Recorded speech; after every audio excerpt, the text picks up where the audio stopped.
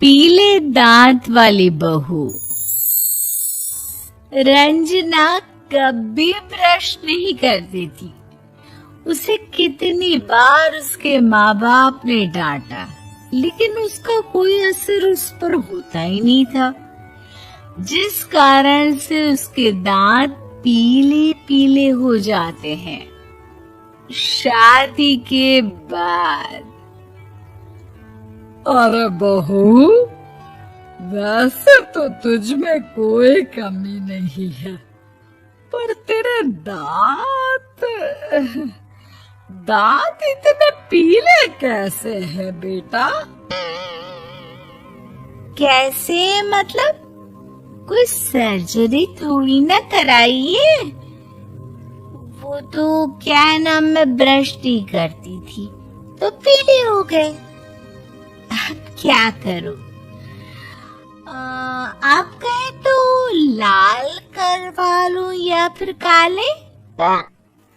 यार, ये क्या है? क्यों माँ से लड़ रही हो?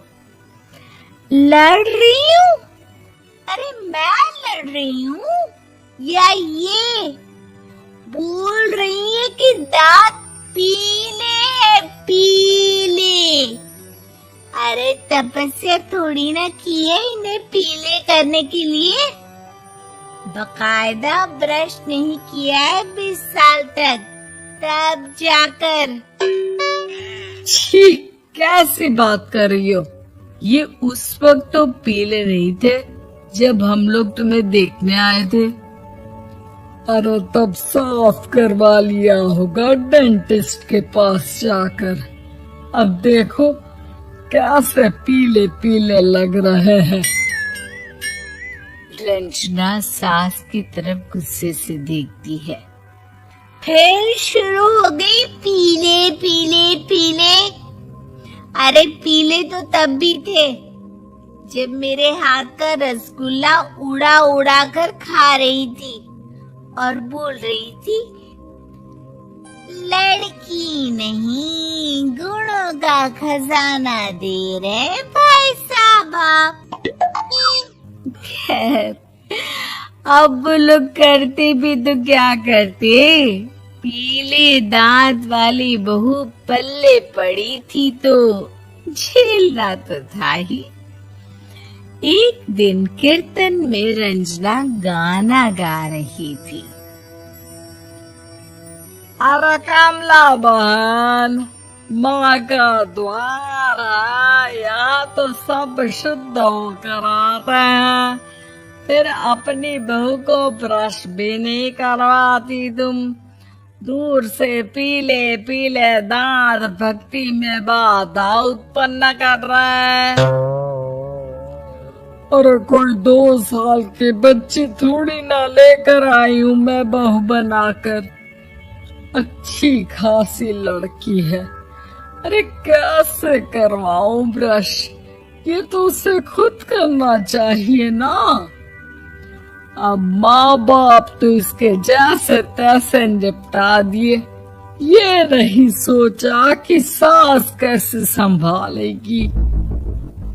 सास बहू को लेकर घर आ जाती है, लेकिन सोच लेती है कि अब इसे लेकर कहीं नहीं जाएगी।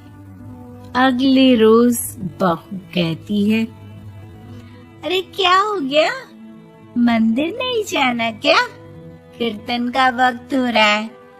मेरी मधुर वाणी से कान्हा जी जागते हैं और सोते हैं।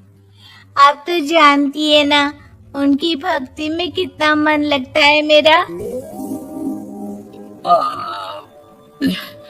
वो क्या है ना, तबीयत ठीक नहीं लग रही है मेरी, आराम करूंगी मैं। तबीयत ठीक नहीं लग रही? अभी तो मिथुन के गाने पर नाच रही थी आप, और अब बोल रही है कि तबीयत ठीक नहीं लग रही। अरे भक्ति में मन लगा लो सासू माँ, ऊपर जाना है, क्या मुंह दिखाओगी आप? हाँ? सास को बहू की बात पर गुस्सा आ जाता है। मैं क्या मुंह दिखाऊंगी, इसकी चिंता तो ना कर, समझी? अपने मुंह की चिंता कर, जो ये पीले पीले दांत लेकर हर जगह पहुंच जाती है। पता है लोग कितना मजाक बनाते हैं। ना जी ना, मैं नहीं जाना कहीं तेरे साथ। तो ये बात है। कोई ना, मत जाओ, मैं अपने कमरे में ही बैठकर भक्ति कर लूंगी। ऊपर वाला दांत थोड़ी ना देखता है, मन देखता है, भावना देखता है। और अरे बस बस, तू सब कुछ दिखा, बस ये सफेद चमकदार दांत ना दिखाना किसी को, है? जा यहाँ से। बहू को सास की बात का कोई फर्क नहीं पड़ता। वो तो जैसी थी वैसी ही रह जाती है। सुबह नहाकर किचन में खाना बनाना, फिर खाना खाना, कीर्तन भजन करना और सो जाना। एक दिन, माँ जी, मैं सहेली के घर जा रही हूँ, शाम को लेट आऊंगी। हाँ, तो जाना, मैंने कौन सा तेरी आरती करनी है घर पर बैठकर। रंजना सहेल के घर जाती है, जहाँ वो पार्टी में जाने की तैयारी कर रही होती है। अरे शिखा, कहाँ जाने की तैयारी कर रही है? मैं गलत वक्त पर आ गई क्या? अरे नहीं यार, उल्टा सही वक्त पर आई है। मैंने ये साड़ी और ज्वेलरी निकाली है यार, शाम को इनके ऑफिस की एक पार्टी में जाना है। बताना कैसा लग रहा है ये सब?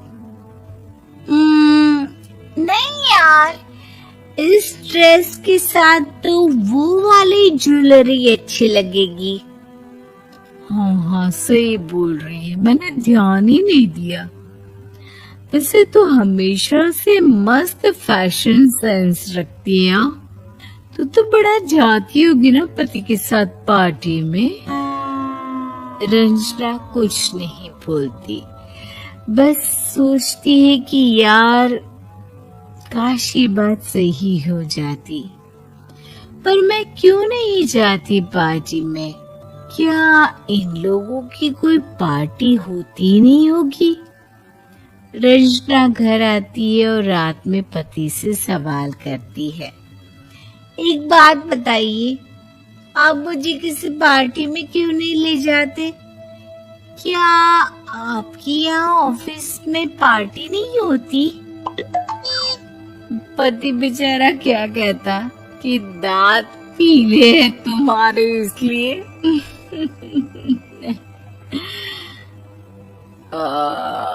अरे कोई पार्टी होती नहीं हम लोगों के ऑफिस में, तो कहाँ से लेकर जाऊं?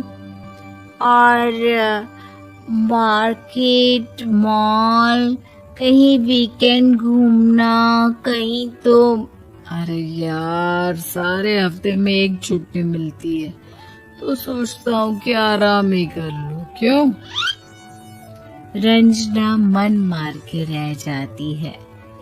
पहले कभी सास के साथ मंदिर जाया करती थी, लेकिन वो भी सास ने ले जाना बंद कर दिया। घर बैठी बैठी रंजना बोर हो जाती है। तभी उससे आइडिया आता है और वो मायके जाने का सोचती है। सासू माँ, 2 दिनों के लिए मम्मी के घर जा रही हूँ। अच्छा ठीक है, आराम से जा। और हाँ, माँ से कुछ अच्छी आदत सीख कर आना कि कैसे शरीर के हर भाग की तरह दांतों की सफाई भी जरूरी होती है, समझी?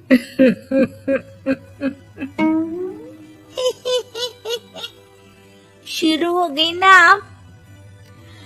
वो लोग आपकी तरह नहीं है कि छोटी छोटी बात का बतंगड़ बना दे। उन लोगों के लिए मैं मायने रखती हूँ, ना कि मेरे पीले पीले दांत। रंजना माँ को बिना बताए उन लोगों को सरप्राइज देती है, लेकिन जैसे ही वो दरवाजे पर पहुंचती है, अंदर देखती है कि घर वाले कहीं जा रहे होते हैं। अब माँ, काश रंजना दीदी के दांतों वाली प्रॉब्लम नहीं होती तो वो भी हम लोगों के साथ चलती ना बुआ जी की बेटी की शादी में। हाँ बेटा, लेकिन अब उसे कौन समझाए कि उसको उसके पीले दांत नहीं दिखते, लेकिन उसके आसपास के लोगों को कितना एम्बैरेसिंग फील कराते हैं। मुझे तो कितनी बार उसके स्कूल की टीचर ने शिकायत की कि उसके साथ कोई लड़की बैठना भी नहीं चाहती और ना ही कॉलेज में कोई उससे बात करना चाहता था, लेकिन पता नहीं क्यों उसे ये बात समझ में ही नहीं आती। कोई कमी नहीं है उस लड़की में, बस यही कि दांत पीले हैं। वो तो भला हो जीजा जी और उनकी माँ का, जो दीदी को जैसी है वैसे ही रखा हुआ है। रंजना को अपने घर वालों की बात सुनकर बहुत दुख होता है। वो सोचती है कि वो क्या करे, लेकिन फिर वो सीधा डेंटिस्ट के पास जाती है, अपने दांत चमकाती है और कसम खाती है कि वो रोज ब्रश करेगी। अरे क्या हो गया? तुम तो 2 दिनों के लिए गई थी ना, पर कोई ना, अच्छा है, चलो आ गई तो।